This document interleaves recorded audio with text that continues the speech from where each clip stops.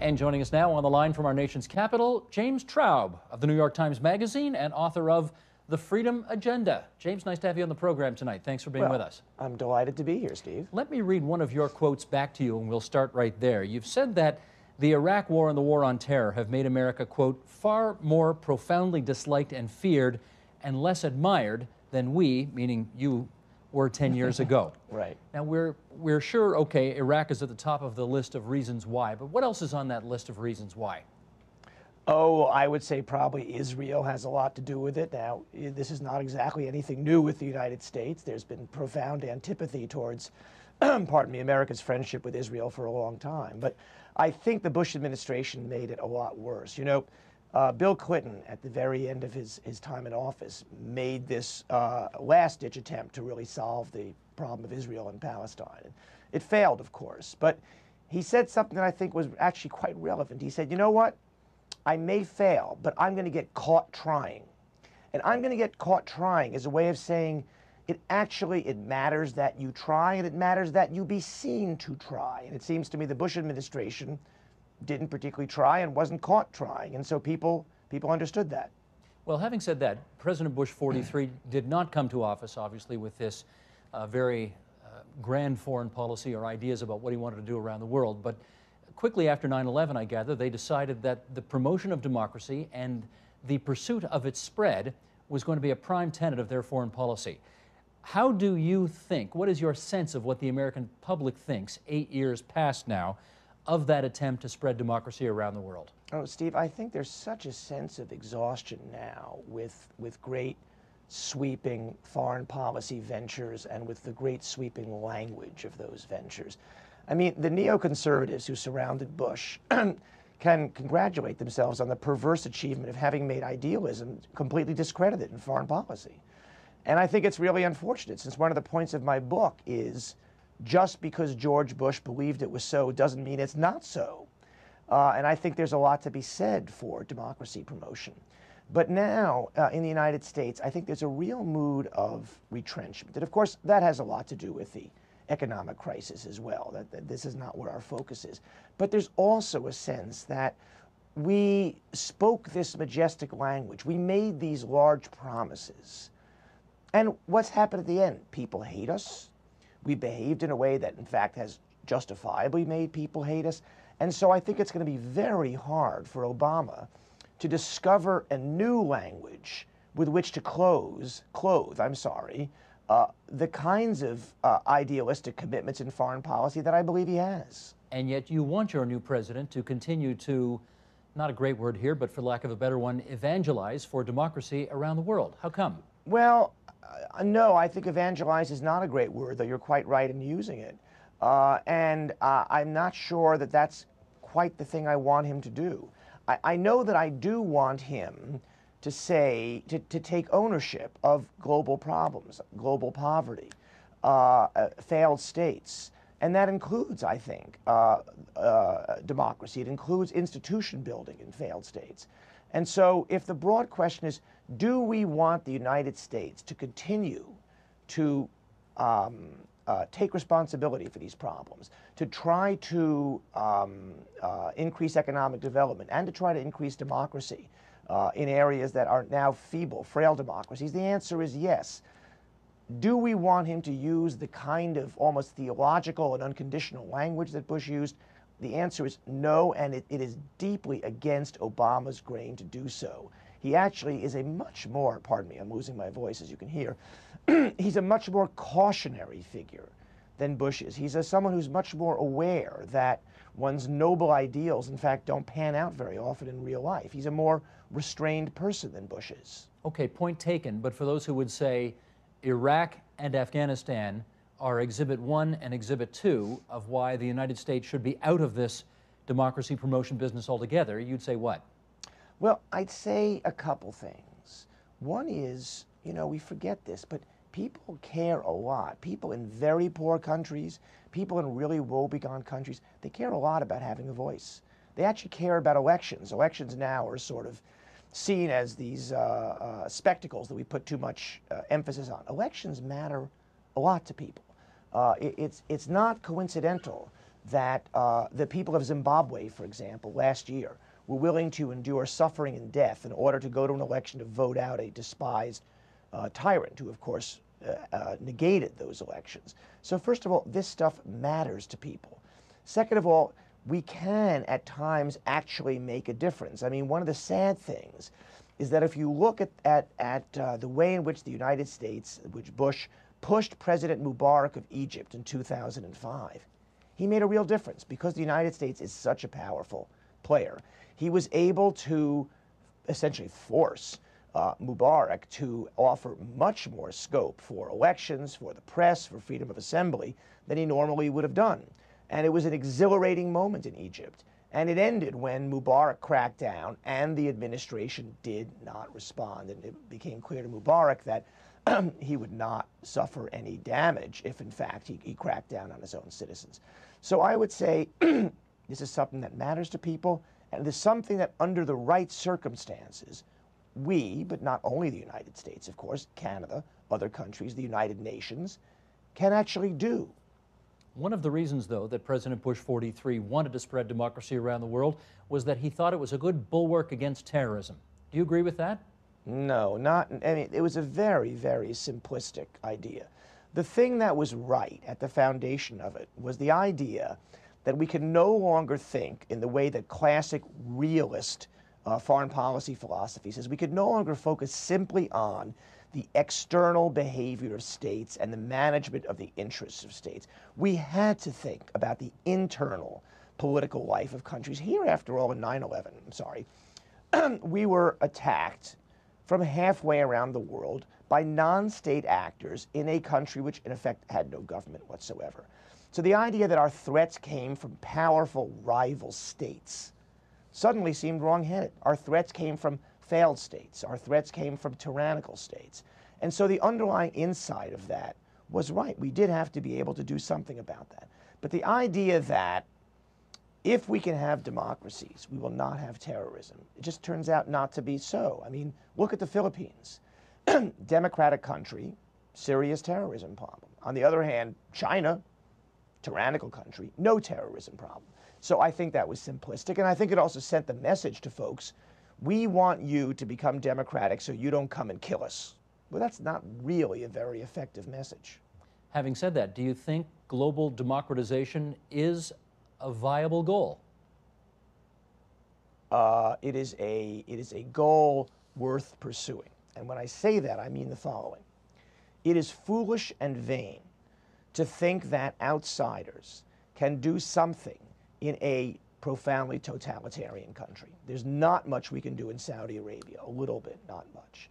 It's foolish to think that in highly successful, popular authoritarian countries, such as Russia is right now, or Venezuela is right now, there's very much that one can do. And so I think that this whole business of democracy promotion, and indeed forms of economic development as well, force you to be modest.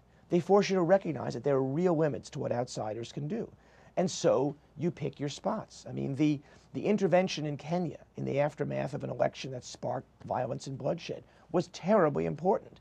And it has preserved Kenya's democracy in the face of what could have really been a catastrophe. I wish the same could have been said for Zimbabwe. It can't be said, but it could have happened.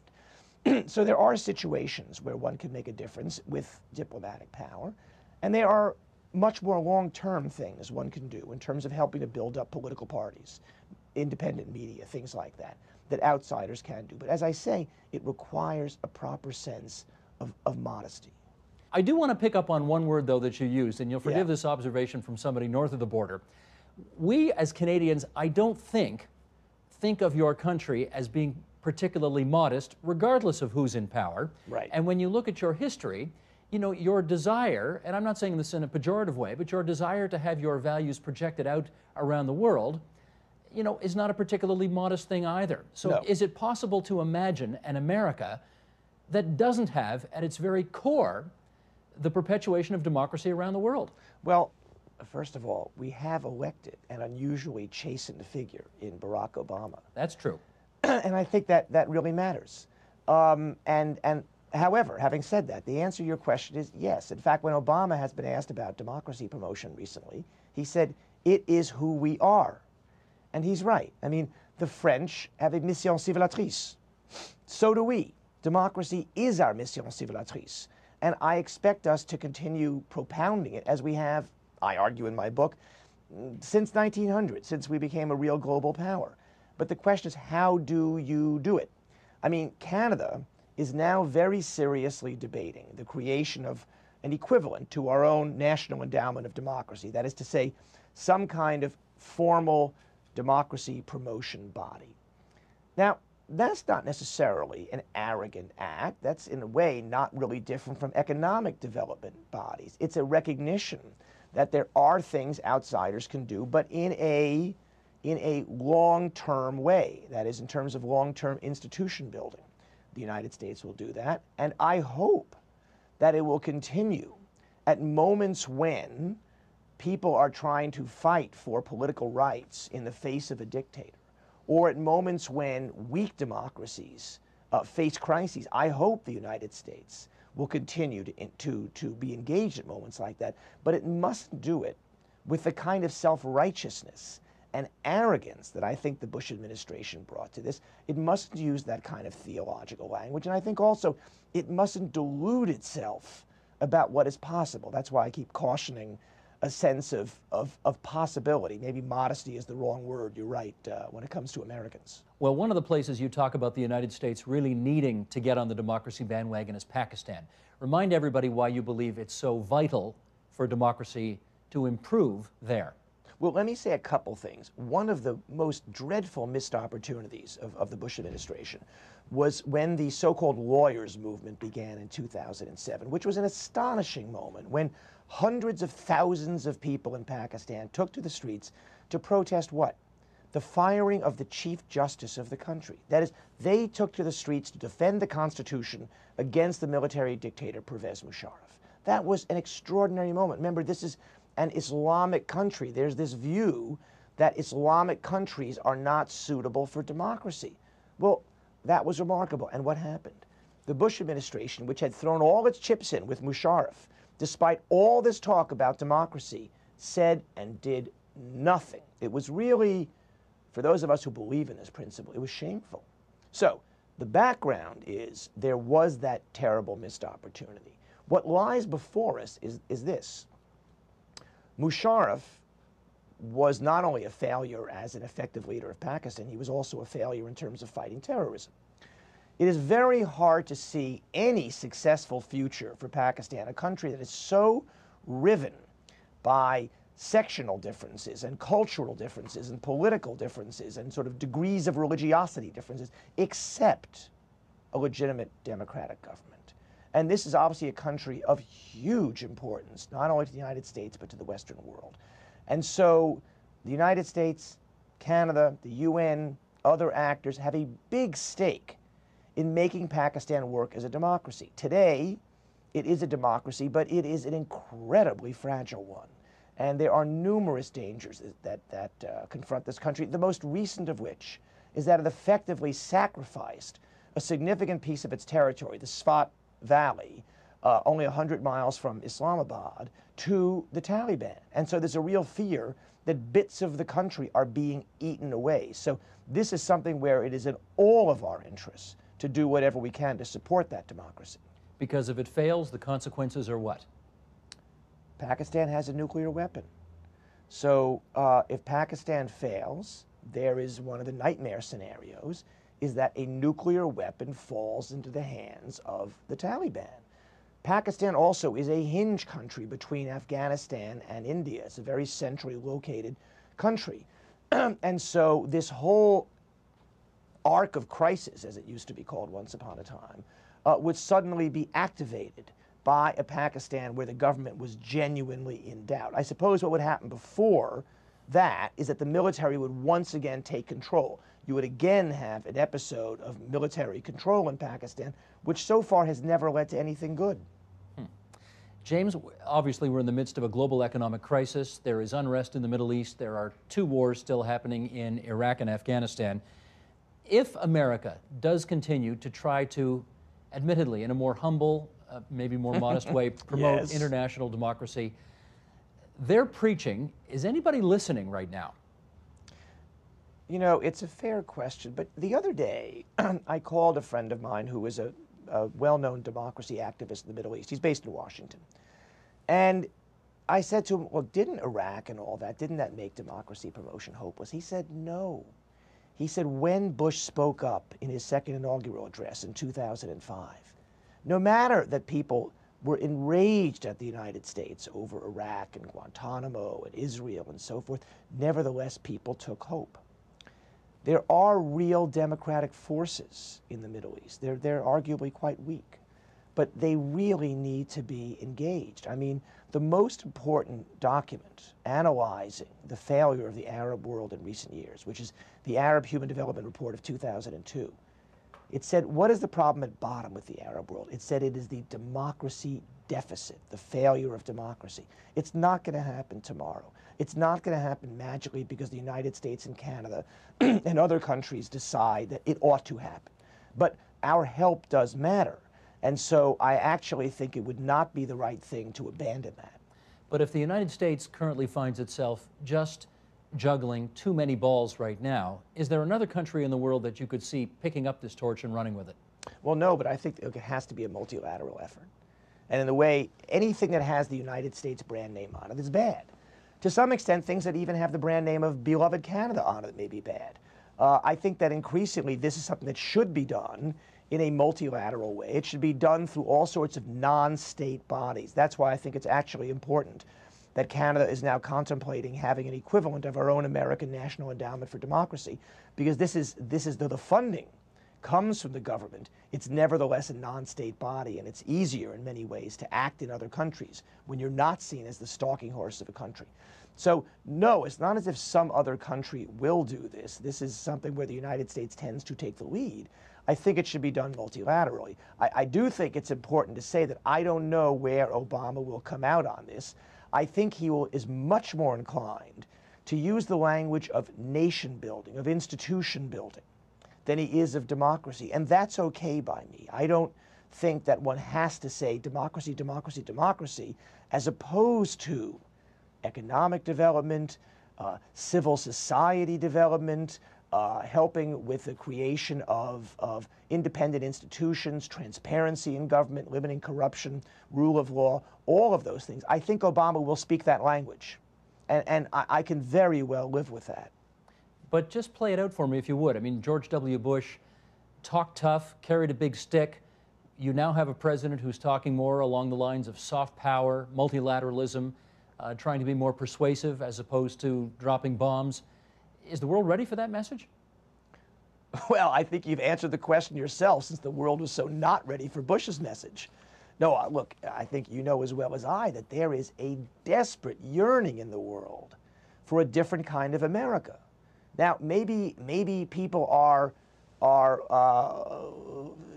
fooling themselves about the America that was. Maybe it's not really a question of returning to a former America.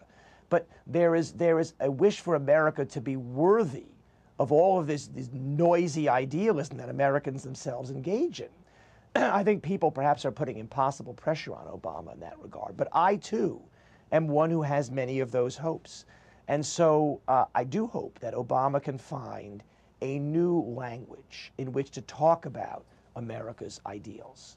I don't want him to find a classically realist language which says, you know what, it's not for us to say how countries should behave. It's only for us to manage our interests and manage the interests of other states. That's not the way Americans talk, and it's not in Obama's nature to talk that way.